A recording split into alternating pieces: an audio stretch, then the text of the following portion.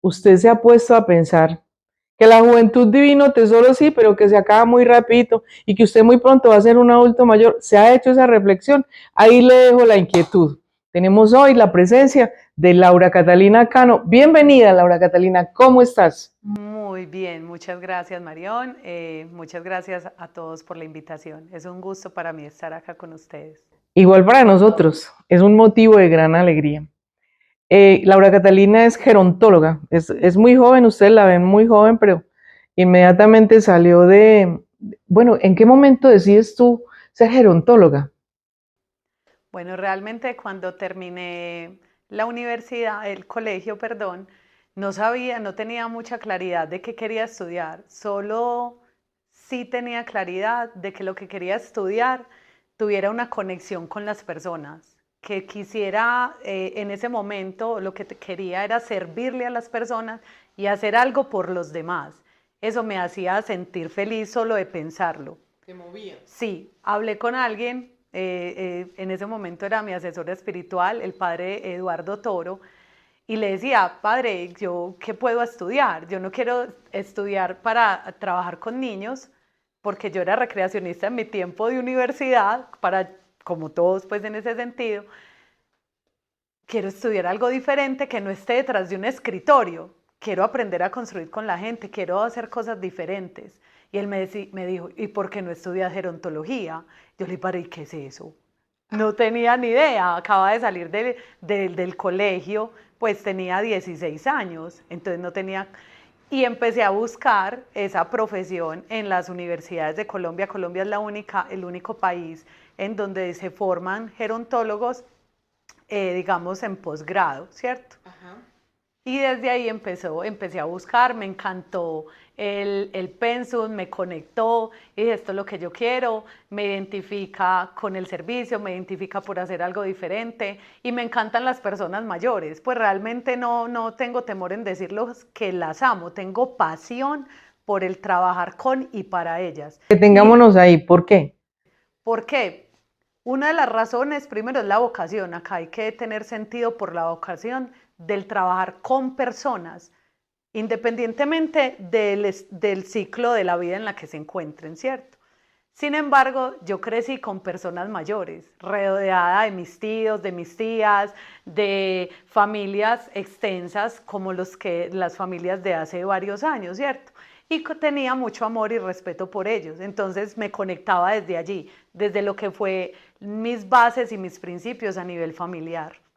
Y desde ahí nació esa vocación. Sí.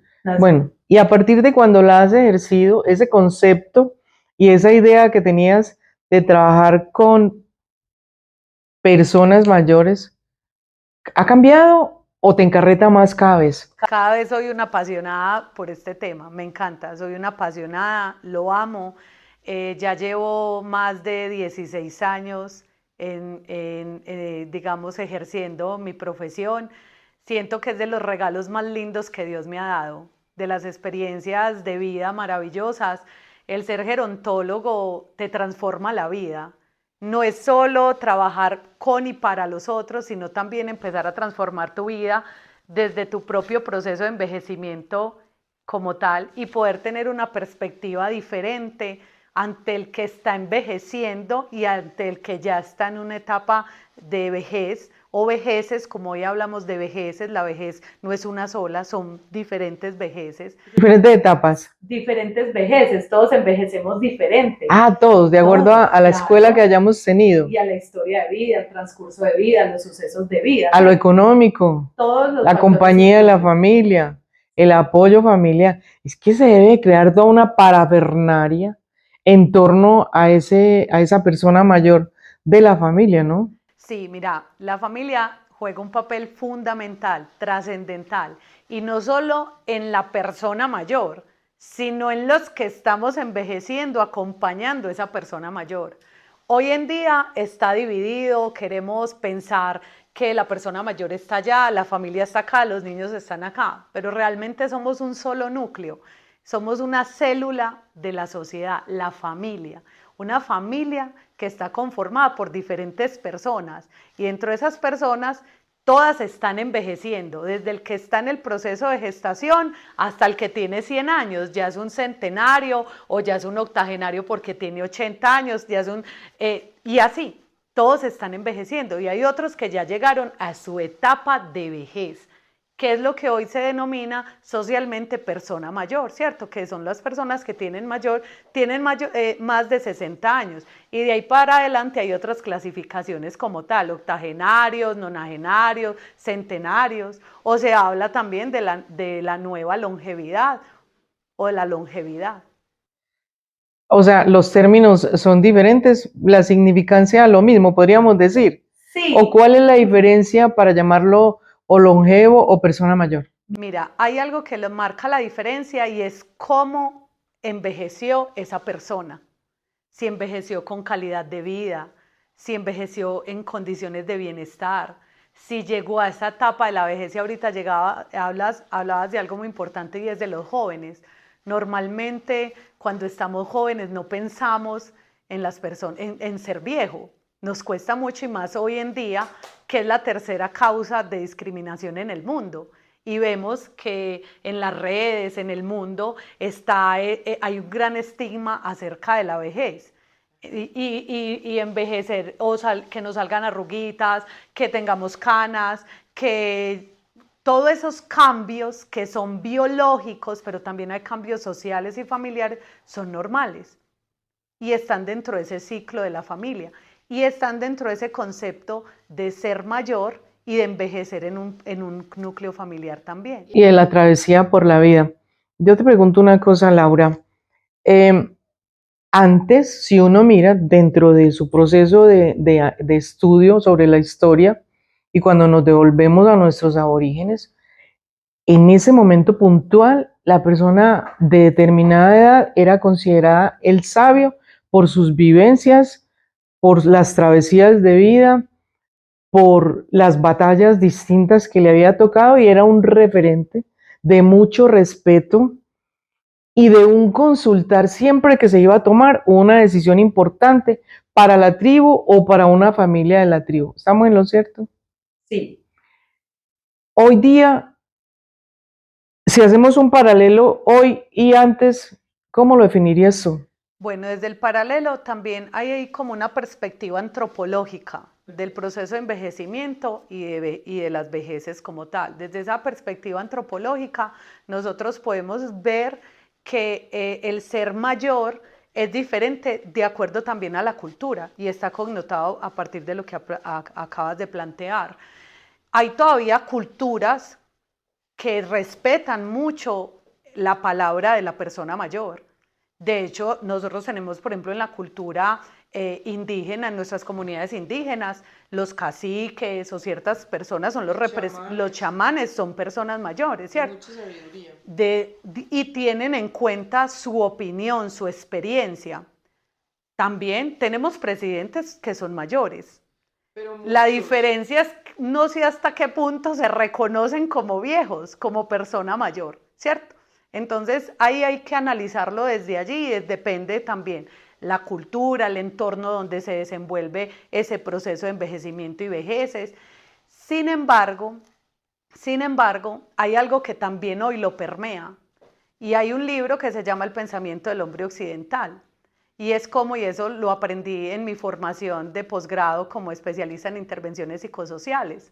Hoy el mundo va muy acelerado y hay una tendencia a la producción, a la hiperactividad, al estar activos, al producir. Y el que no produzca no sirve. Entonces ahí es donde entran los estigmas, los estereotipos y las exclusiones a las personas mayores que de cierta manera no lograron envejecer en unas condiciones dignas o saludables y ya no producen al mismo ritmo, entonces son excluidos. Entonces sí hay diferencias. En las familias de hoy, si la persona mayor aporta, tiene voz y voto. Si no aporta, ¿dónde está? Si no aporta, ¿en dónde está? Digamos, ¿en dónde está? En el último cuarto de la casa. Es posible que se presenten esas transiciones de la lógica de la familia, cómo se piensa la familia, cómo está estructurado y la familia, qué rol realmente le estoy dando a mi padre, a mi madre, al abuelo, a la abuela, porque no todas las personas mayores son abuelos. No podemos decirle a todos los mayores que son abuelos porque eso es un rol y realmente no lo son, ¿cierto? Unos no tuvieron nietos, por decirlo así. Entonces, depende de esa lógica. Hay familias que hoy todavía, digamos, esa persona mayor, que ahí es otra lógica, otro enfoque de análisis, cómo se, digamos lo que decían antes de sembrar y recoger, cómo fue el desarrollo familiar de esa persona mayor a lo largo de su vida. Es que yo hoy tengo 70 años, no quiere decir que no tenga una historia de vida. Mis 70 años son un acúmulo de situaciones, de vivencias, de un transcurso y un trayecto de vida que me han acompañado, lo que me forma mi vida, lo que estructura lo que es mi vida, ¿cierto? Entonces, en ese transcurso y en ese trayecto de vida, la manera en que interactué, en que me relacioné con los otros, en que cultivé vínculos afectivos, familiares, sociales, económicos, tiene un resultado.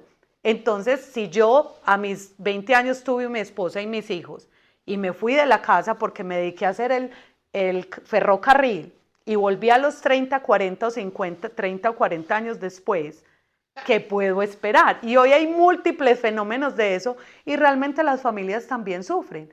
O llega la enfermedad y las dinámicas familiares han cambiado. Ya no son 10 hijos, ya no son 15, ya no son 20, son 2, son 3. Y hay algo que se llama la sobrecarga del cuidado, que siempre está en la mujer. Y todos ya salimos a trabajar porque hay que producir. Entonces, mira que esto hay que mirarlo desde diferentes perspectivas para no victimizar ni revictimizar la condición de una persona mayor en la casa porque lo aíslan, porque lo excluyen. También tiene un tema espiritual. ¿Qué tan sana está esa familia? ¿Qué tantas oportunidades de sanación, de perdón se permitieron? No somos perfectos. No. Los mayores, las personas mayores no son perfectas. Tanto como tú como yo cometieron errores, aciertos y desaciertos. El tema es ese, ¿qué sembré? ¿Qué sembré? Porque hay gente que uno la distingue y 20 y tantos años todavía se acuerda de tal persona que se murió y todavía la llora. O sea, dejaron una huella muy indeleble a través de las oportunidades que tuvieron de interactuar, de los apoyos, de la solidaridad, de tantas cosas, pero es que para eso los seres humanos somos un ser en construcción, ¿cierto? Llama la atención que a este momento de la persona mayor hay personas que todavía están en construcción, o sea, son tan, ¿cuál será la palabra adecuada para decir que son tan, a veces están salidos de contexto, a veces como que piensan que es lo que yo diga, otras veces unas maneras de ser muy puntuales, el que manda soy yo, que se van volviendo como objetos de rechazo en la dinámica familiar y que en determinado momento le pasan una cuenta de cobro o no. Yo creo que las personas, todas tenemos una personalidad y un carácter, ¿cierto? Que nos distingue, que nos hace únicos, que nos hace diferentes.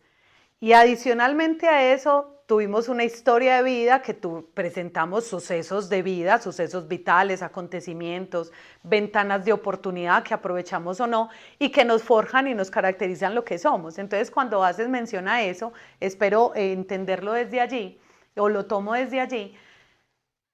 Nos encontramos muchos casos, es que mi papá se volvió muy necio, es que mi papá se volvió muy terco, mi papá se volvió muy cabeciduro, no sé, realmente son conceptos despectivos, uno no se vuelve, uno es. Lo que sí pasa es que a lo largo de la vida y hay condiciones que hacen que mi situación, mi forma de ver la vida, mi carácter, mi personalidad, mis emociones, puedan modificarse o puedan afectarse.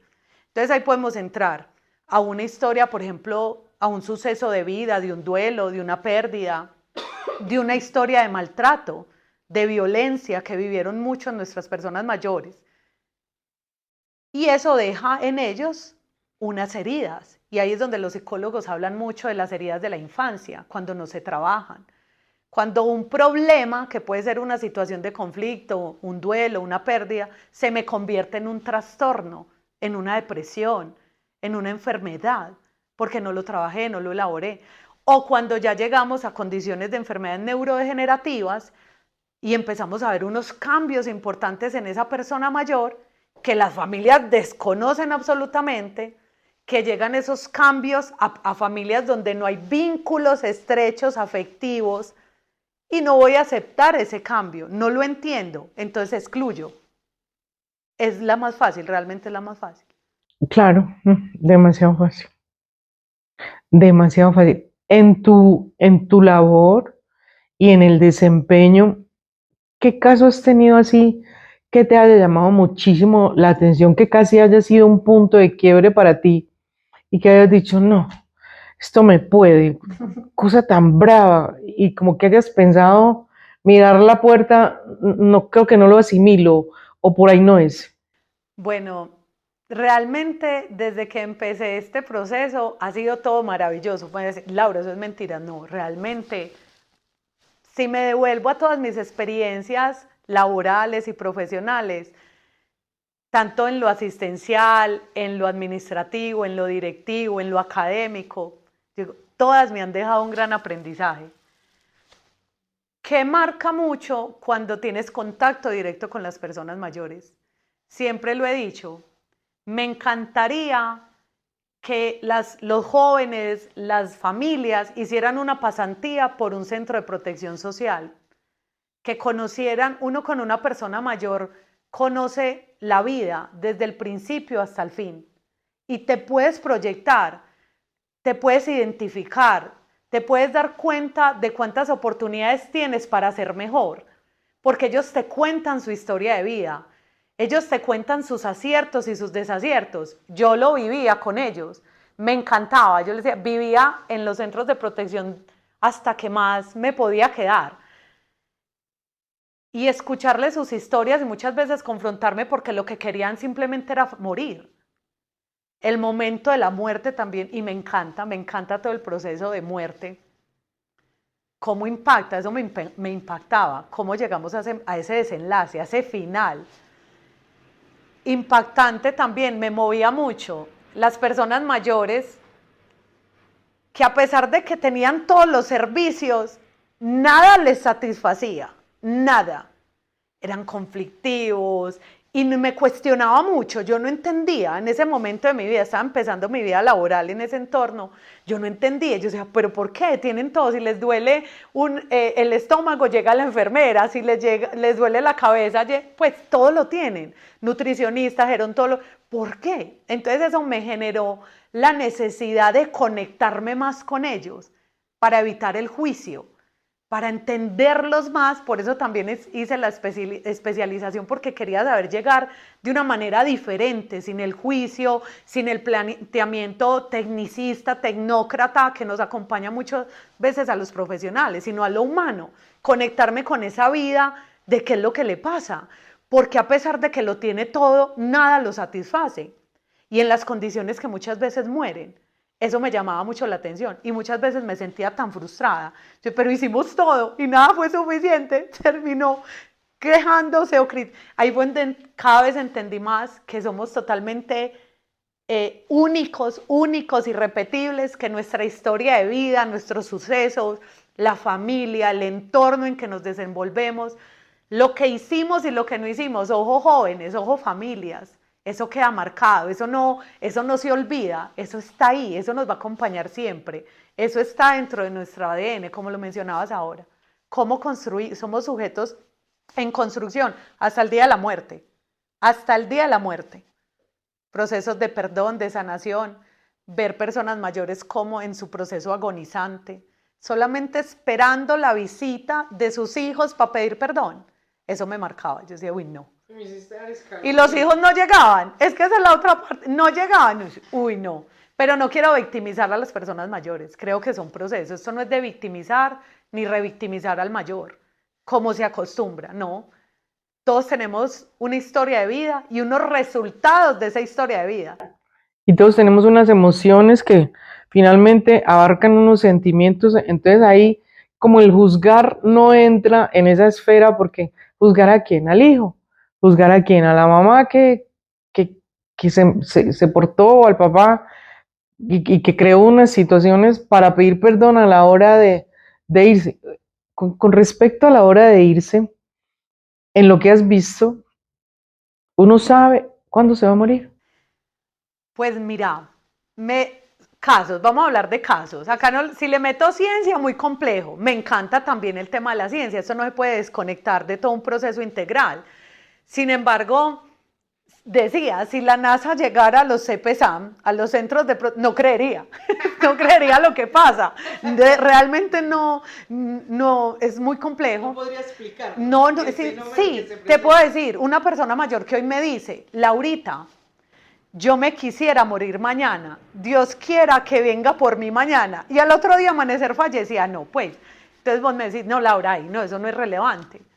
No, realmente es relevante, es la vida, es el deseo, es eso que no tenemos dateado, es eso que no tenemos investigado, es parte de lo que quisiéramos conocer, pero todavía no nos da el alcance. Pero mira que con los avances que se hacen ahora, estas personas que nos enseñan que lo que uno quiere debe llevarlo a su subconsciente, a su parte consciente, pedirlo de una manera reposada y enseguida tener la seguridad de que va a pasar. Es más o menos, ahí hay una conexión de lo que... Sí, así como conozco los que todos los días quieren morirse y no se mueren, tienen un propósito, todos tenemos un propósito. Realmente soy de las que, de la línea del pensamiento que tenemos un propósito, tenemos un sentido por la vida, por el que estamos acá. Y hoy en el mundo es lo que está, y en personas mayores se mueve mucho, que hace parte del tema de la nueva longevidad, o de los, digamos, todo el concepto de centenarios, porque estamos llegando hasta los 100, hasta los 105, hasta los 110. Y es ese sentido por la vida, el sentido de vida, el ikigai, que me motiva a pararme de la cama todos los días, que motiva a esa persona mayor, a esa familia, a abrazar a ese mayor, no porque está viejo, no, simplemente porque hace parte fundamental de mi familia, es un núcleo, tengo ADN ahí, tengo un concepto y una lógica social conectada, espiritual, moral, que me va a trascender mi vida también, como yo lo haga. Entonces, sí, depende de todo eso, ¿qué me motiva? Hay unos que siguen motivados, otros que su motivación muy serena es fallecer. Yo ya he vivido mucho, estoy muy tranquilo. ¿Cuándo será que ya me puedo ir? Y no se van. Pueden irse primero que se van primero otros 5, otros 10. Y en las familias nos pasa y hay muchas historias. Pero también la muerte es un tabú. Una muerte que te haya impactado. Una muerte que me haya impactado. No, una vez una de las auxiliares en un CPSAM me dijo, Laura, baja porque sube que Margarita te está esperando. Margarita estaba ya en un proceso de final de la vida y cuando subo, Margarita fallece en ese momento. ¿Pero alcanzó a interactuar contigo o no? No, me estaba esperando, o sea, mira, yo sé que me estaba esperando, ¿para qué me estaba esperando? Y así muchos. Son muchos, porque... Lo que te haya tocado, que te hayan dicho algo, que hayan hecho un recuento y que te haya impactado. Bueno, mira, acá hay un tema muy complejo y es la vinculación afectiva que hacemos los profesionales que realmente amamos lo que hacemos. A mí no me da pena decir que amo a las personas mayores. Las amo y me brota por ellos cualquier sentimiento que trascienda lo humano, eso que nos hace imperfectos, ¿cierto? Porque entonces si me pongo a sacar una lista de este era así, es un ex violador, este es un guerrillero, entonces no hago nada. No, es un ser humano, es una persona, es un ser maravilloso, ¿cierto?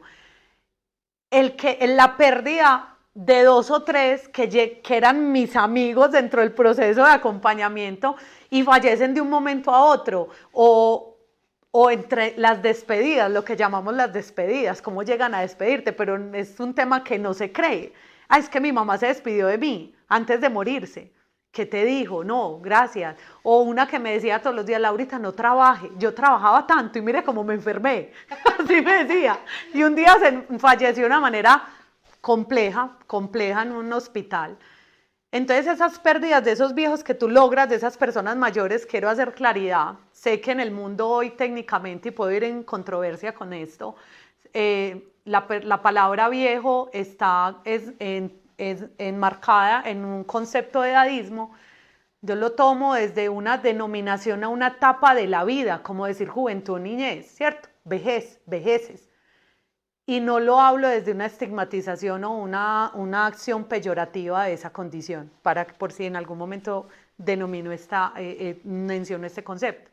Entonces es más que todo ese vínculo afectivo y amoroso con una, dos, tres, porque creo que las personas mayores hacen parte de lo que hoy soy y es el regalo de los regalos más hermosos que Dios me ha dado. Trabajar con ellos, para ellos, desde los diferentes campos, en la docencia, enseñando, analizando datos de un montón de personas mayores, bueno, trabajando en otros campos diferentes a lo asistencial.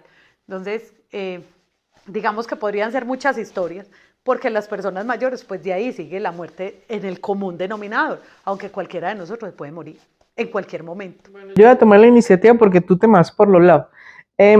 Hay una señora en mi crianza que fue muy especial conmigo, sobre todo en mi etapa de niño, que yo, pues una persona que recuerdo bastante, fue muy diferente conmigo, demasiado querida, me brindó demasiado cariño. Y resulta que con el tiempo, pues estando yo ya joven, ella enfermó fuerte, pulmones, porque era muy fumadora. Obviamente yo iba, la visitaba, ella, desde que le colocaron pues este oxígeno y eso, para ella la vida perdió sentido. Yo vuelvo y reitero que yo en los sueños veo cosas, o es como si me dieran un mensaje, un día como tipo 2 y algo de la mañana, yo sentí que ella me dijo, me voy, y si vinieras. Yo llegué, me levanté, me organizé, todo el mundo, ¿para dónde va? Yo, no, es que tal persona se va a morir y me dijo que fuera. ¿Quién es esto? Yo, serio, yo me fui para la clínica, llegué a la clínica, entré, me dejaron entrar. Yo dije esto que te estoy contando y me dejaron entrar. Entré, nos conectamos visualmente y yo leí la mano. Y cuando leí la mano, te he de contar que eso empezó a pitar esa cosa que pita. Pi, pi, pi, pi, pi, pi. Y yo, pues, ¿quién es ese? Pero médico, médico. Y vino el médico y me dijo, déjala ir que ella te está esperando. A eso es a lo que me refiero, esa es la pregunta puntual que te estoy haciendo, porque tú debes de tener muchas, yo tengo una sola, pero tú ¿cuántas tienes? Por eso te digo, o sea, aquí me preguntas si pienso en tantas, pues realmente con una persona mayor, digamos un nombre X, Jorge, ¿cierto? Fuimos muy buenos amigos, recuerdo que nos llevaba almojábana y café con leche o yogur, a mí me llegaba me llevaba almojábana y kumis todos los días, ay, era tan rico. Y hicimos muy buena empatía, realmente conversábamos con él, fue alguien muy especial para nosotros. Y el día que falleció, digamos que días antes no tuvimos un acuerdo en la institución, en el modelo de acompañamiento hacia él. Entonces, en ese acuerdo nos llamaron la atención al equipo de profesionales por él, porque no hicimos algo que debíamos de hacer bien hecho, ¿cierto? En ese proceso de cuidado. Cuando él falleció, antes de que falleciera, yo estaba en la casa de mi mamá, ya dormía, era entre las 12 y 1 de la mañana, y sé que él me visitó. Y yo le dije, te puedes ir tranquilo, vete tranquilo, que yo te perdono. Él estaba preocupado. Entonces me escuchan y me vino, no, está más loca, ¿cierto? Pero sé que muchas personas que están escuchando esto han vivido cosas muy lindas con sus seres queridos. Y en menos de un minuto, en menos de 5 minutos, me llamó la esposa a decirme que acaba de fallecer. Y yo, bueno, ya, está tranquilo él y estoy tranquila yo, ¿cierto? Habíamos generado una conexión muy linda. En estos procesos de acompañamiento a las personas mayores se disfruta la vida, los que disfrutamos estos procesos, tanto su vida como la muerte. Y otra que me llamó mucho la atención fue una de mis jefes que celebraba la muerte. Entonces estábamos muy tristes todos porque se acaba de morir una persona mayor que queríamos mucho en la institución. Y estábamos muy felices, muy tristes. Y ella llegó aplaudiendo. ¡Bravo! No, démosle gracias a Dios. Y los mayores que estaban ahí, me pareció una lógica muy tesa, pasaron de llorar a empezar a aplaudir, todos aplaudiendo porque ya teníamos que aplaudir y esa celebren la vida. Ella no está en unas buenas condiciones. Entonces también aprendí a ver de otra manera la muerte. A nosotros nos dieron una enseñanza y nosotros nos quedamos con esa. No profundizamos de que la muerte es la que nos permite disfrutar la vida y que debería de ser una celebración, saber que estamos en ese momento y que tuvimos la posibilidad de vivir las circunstancias que fuera, si tienes hijos, si no tienes hijos, si tienes no sé qué edificio, pues finalmente eso no es tan importante, la cantidad de cosas que tengas, sino cómo disfrutes los amaneceres, los atardeceres, el contacto con otra persona, y la muerte es la maestra en ese aspecto, ¿no? Sí, pero sí, vuelvo e insisto, depende, porque hay unos que esperan la muerte todos los días. Hoy nos podemos firmar y pedir la eutanasia, ¿cierto? Hoy tiene otra concepción la muerte. Y desde lo que he aprendido, de pronto el perder algo, y especialmente a un ser querido, se podría connotar como una situación muy compleja, muy dolorosa.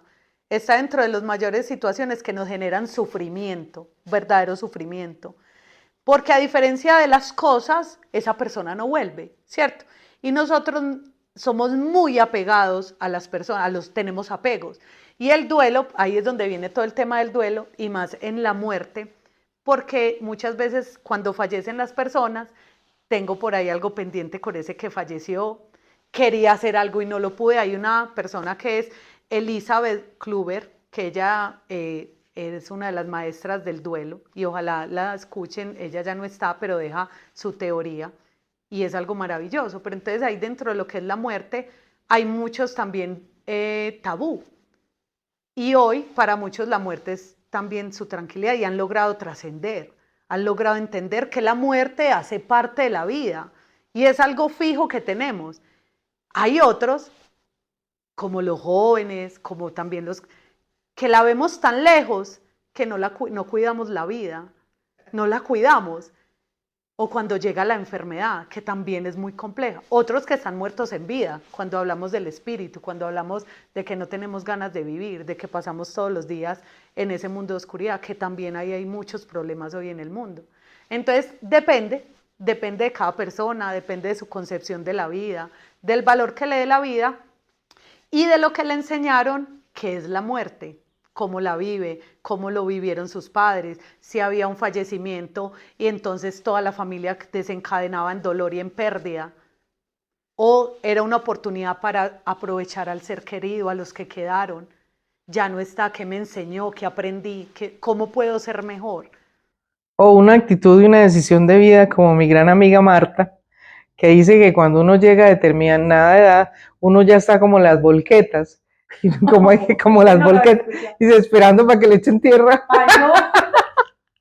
Ay, no. Bueno. Eso dice, ¿qué inquietud o qué enseñanza le dejarías a nuestra querida tripulación sobre este tema puntual? Bueno, buen concepto a esta tripulación. Vamos en un viaje. Esto es un viaje, la vida es un viaje, es un rato y todos somos de paso. No importa la edad que tengamos, especialmente hoy ese núcleo tan importante que son los jóvenes, que son las familias en esa edad productiva. Disfrútense, aprovechense, valórense lo que son, como son. No importa toda la influencia que haya en el entorno es el entorno, es material y es efímero.